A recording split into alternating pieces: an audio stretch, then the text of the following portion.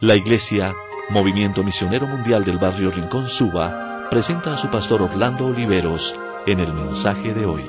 Somos una iglesia que trabajamos para la gloria de Dios, que compartimos el mensaje de Jesucristo y que compartimos también el amor de nuestro Dios con aquellos que día a día, sedientos del amor de Dios, se acercan a nuestro lugar de culto para contemplar la gracia y la misericordia de nuestro Dios. Por eso, amigo, le estamos invitando para que nos acompañe, para que sea parte de este proyecto, para que sea parte de esta gran bendición, para que sea parte de este avance del reino de Dios en medio de las circunstancias que nos rodean. Hay un mensaje alentador, hay un mensaje de fe, hay un mensaje de esperanza que Dios quiere transmitir a su vida. Amado amigo, querido hermano, Dios tiene un propósito con cada uno de ustedes. Recuerde siempre, no estamos aquí por una casualidad, estamos aquí por un plan establecido por el Dios de la gloria. Hay un propósito para su vida, hay un propósito para su familia, hay una razón por la cual estamos aquí. Y esperamos en el transcurso de este tiempo poder transmitir a ustedes una palabra que les ayude a entender, a comprender el propósito de Dios y a que el amor de Dios pueda llenar sus vidas, llenar sus corazones y cada día podamos caminar juntos en este hermoso camino que es llamado camino de santidad, y que el profeta Isaías dice que el que anduviere en este camino, por torpe que sea, no se extraviará de él. Querido amigo, Jesucristo es ese camino. Jesucristo es la puerta de entrada, pero también es la senda. Él es el camino, Él es la verdad y Él es la vida. Amigo, para usted hay una gran esperanza, un llamado de parte de Dios para que usted sea parte de la mejor familia sobre este planeta Tierra, la familia de Dios. Aquellos que por haber recibido a Cristo en su corazón, por creer en Él, han sido constituidos, han sido hechos hijos de Dios. Amigo, ya no esté más solo, ya no esté más aislado. Hay un llamado de parte de Dios para su alma, de parte de Dios para su vida. Recuerde siempre que hay un Dios que le ama y tiene grandes planes y grandes propósitos con usted. Y precisamente en esta hora queremos compartir con usted un mensaje de la Biblia, la bendita palabra de nuestro Dios. Esa palabra que, como dijera el gran apóstol Pablo, es viva y es eficaz. O como dijera el salmista, que es más dulce que la miel, que la que destila del panal. Esa palabra que es lámpara y que es lumbrera para el caminante. Esa palabra que transmite sabiduría para la vida eterna. Y en esta ocasión quisiera compartir con ustedes del Evangelio según San Mateo, un acontecimiento en la vida de Jesús y sus discípulos, en aquel tiempo en el cual el Señor Jesucristo visitó esta tierra y estuvo entre nosotros. Este acontecimiento al que me refiero es conocido como aquella ocasión en la cual Jesús calmó una tempestad que amenazaba con acabar con la vida de los discípulos. En el capítulo 8, el versículo 23 del Evangelio según San Mateo, y también en el Evangelio de San Marcos y de San Lucas, se nos relata este acontecimiento. Un acontecimiento que puso a prueba la fe de los discípulos, pero también que los llevó a expresar con sus propias palabras, ¿quién es este? Refiriéndose a Jesús, que aún los vientos y el mar le obedecen. Seguramente hemos escuchado muchas veces hablar acerca de este tema, pero quisiera compartir algo con ustedes relacionado con este acontecimiento. Jesús calma la tempestad, pero más allá del milagro de ver los vientos sosegarse y las olas calmarse, hay una pregunta que podemos hacernos: ¿cuál fue la razón por la cual vino aquella tormenta, quiero decirles que las tempestades son posibles en la vida de los seres humanos. Todos los que son navegantes saben que las tempestades son una posibilidad. Y también aún en la vida de los cristianos, mientras vamos por este mundo, las tempestades son una posibilidad. Se pueden levantar grandes tempestades, grandes tormentas. Y como dice San Lucas, aconteció un día, las tormentas y las tempestades no avisan, y casi nadie está preparado para ellas. Los Estados Unidos son testigos aún en estos días de una gran tempestad, de una gran tormenta que prácticamente destruyó uno de sus hermosos pueblos. Porque las tempestades no avisan y las personas no se preparan para ellas. Generalmente los cristianos no nos preparamos para los momentos de dificultad y de luchas que pueden venir a nuestras vidas. Y las tempestades pueden aparecer cuando usted menos lo espera. Quizá el día que cree que va a ser el mejor día de su vida, se puede presentar una situación adversa. Una tormenta se puede levantar, un ataque de las tinieblas, una situación inesperada, una enfermedad que no se pensaba que estaba y de repente aparece, un familiar que sufre una situación adversa, un ser querido que fallece y nos vemos en medio de una tempestad, en medio de una tormenta.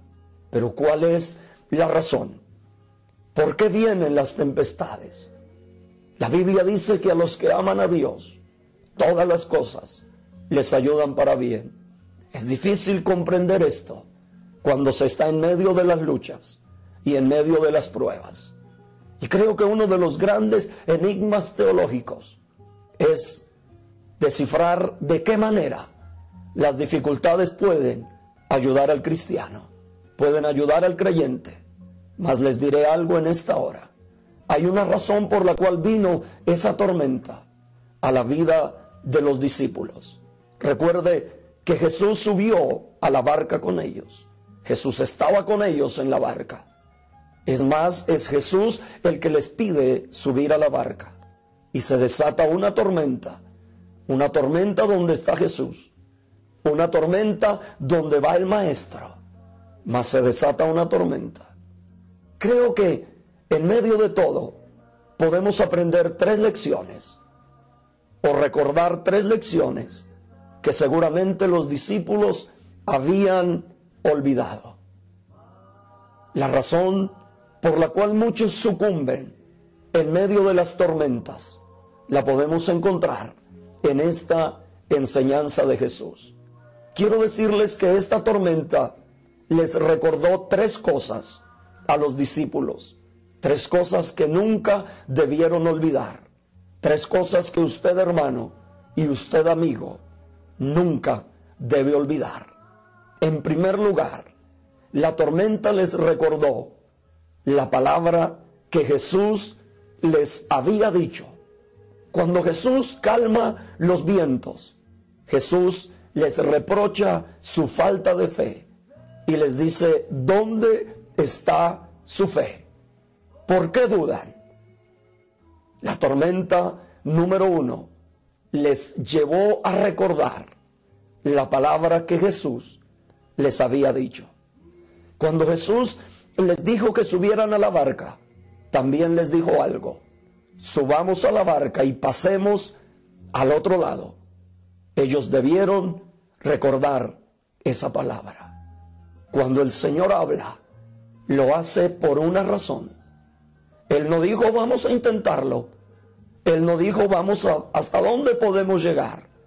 Él dijo pasemos al otro lado.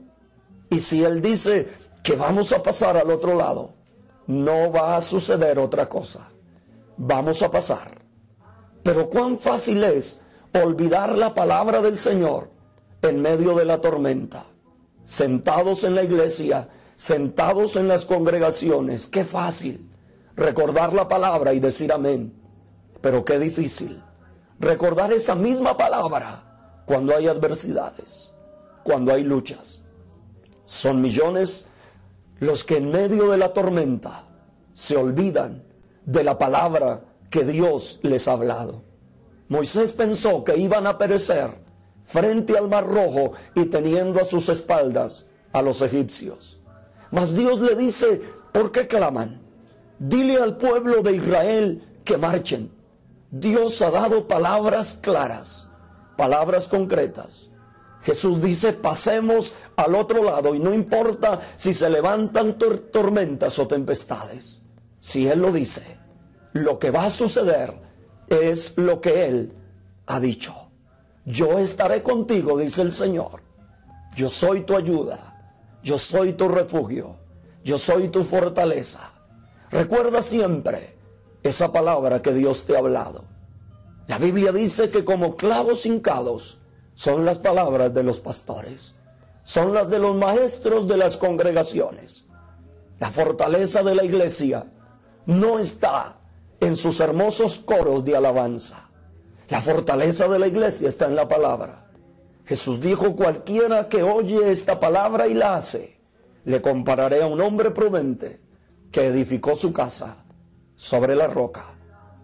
Mientras usted, amigo, usted, hermano, edifique sobre el fundamento sólido, que es la palabra de Dios, las tormentas vendrán, las luchas vendrán, pero usted estará en pie, porque esa palabra es fortaleza, esa palabra es vida y esa palabra es poder.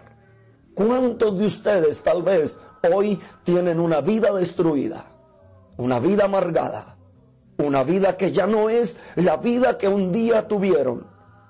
Sencillamente porque hicieron a un lado lo que Dios les habló. Dios tenía grandes planes y los sigue teniendo, pero ustedes lo han olvidado. Ellos estaban desesperados: nos vamos a ahogar, nos vamos a morir, decían, vamos a perecer, olvidando que Jesús les había dicho: vamos a pasar al otro lado, olvidando lo que Jesús ha dicho. El problema de la iglesia hoy es un problema de olvido. Las palabras que Dios nos ha dicho se olvidan muy fácilmente, las cambiamos por noticias nuevas.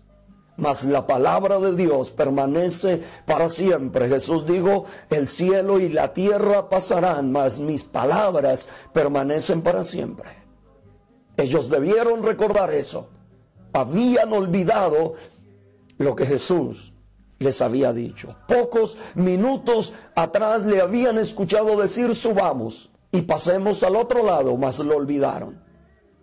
La segunda cosa que debieron recordar en medio de la tormenta, en medio de la tempestad, es que Jesús estaba con ellos.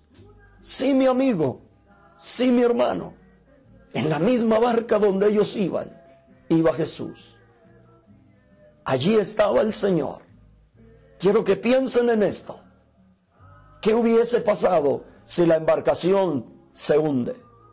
¿Qué hubiese pasado si las olas hacen que aquella pequeña embarcación zozobre y se vaya a pique? Jesús estaba en la barca. Si los discípulos se ahogan, piensen esto: Jesús estaba con ellos. Era prácticamente imposible, improbable que eso sucediera. Jamás sucederá que el Rey de la Gloria pierda una batalla. Pablo dice: es el invicto capitán de nuestra salvación. Él estaba allí, Él estaba en la barca. ¿Entiendes lo que quiero decirte hoy? Lo que quiero transmitir a tu alma: no estás solo. Es imposible que tu vida perezca mientras Él esté allí. Es imposible que tu vida sea destruida mientras Él esté allí. Jesús dijo: mis ovejas están en mis manos y nadie las arrebata de mi mano. Nos hemos olvidado quién es el que está con nosotros. Tenemos miedos, tenemos temores. Los discípulos gritaban: